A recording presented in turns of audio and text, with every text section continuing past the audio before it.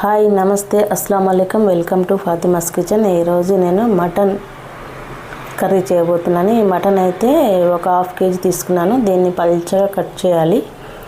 ఇప్పుడైతే 2 medium size onion తీసుకొని oil వేసి 2 పావులంతా ఆయిల్ వేసి ఇట్లా మంచిగా ఫ్రై చేసుకోవాలి.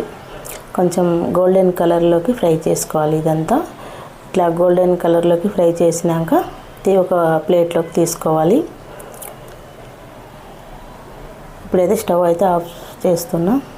ఆఫ్ చేసేసి ఇది మొత్తం ఇలా నూనె లేకుండా మొత్తం ఒక ప్లేట్లోకి తీసుకోవాలి. తీసుకొని కొంచెం చల్లారనివ్వాలి.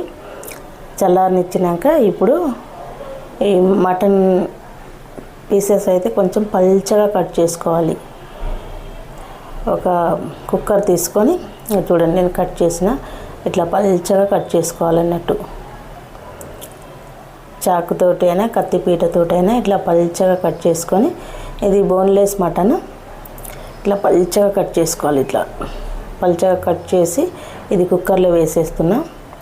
కుక్కర్లో వేసినాక ఒక 2 టీ స్పూన్లంతా కారం, ఒక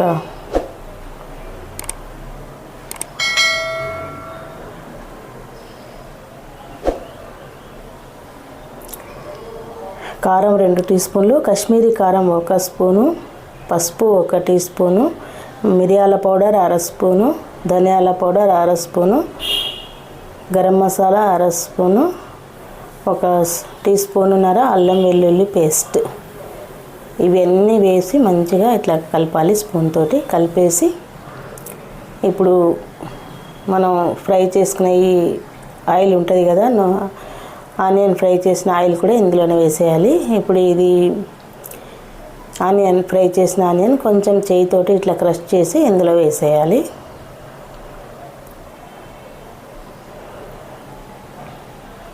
పెరుగు 1 కప్పు పెరుగు, 1 కప్పు పెరుగు వేసేసి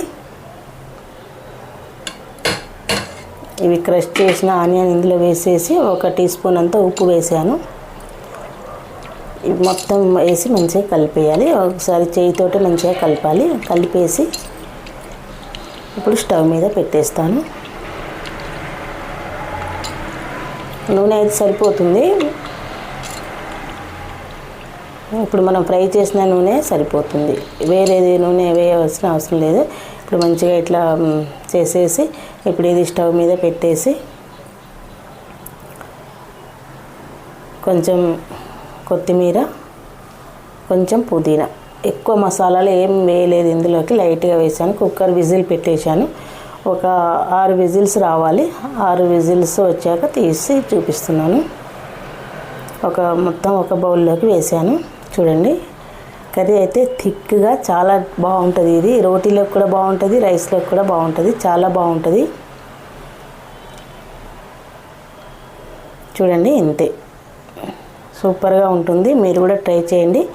ఇంకో రెసిపీతో మళ్ళీ కలుద్దాం. చూడండి, ఫాతిమాస్ కిచెన్. చూడండి, మెత్తగా ఉడికిపోయింది, చాలా బాగుంటుంది టేస్ట్. ఇట్లా ఒకసారి ట్రై చేయండి.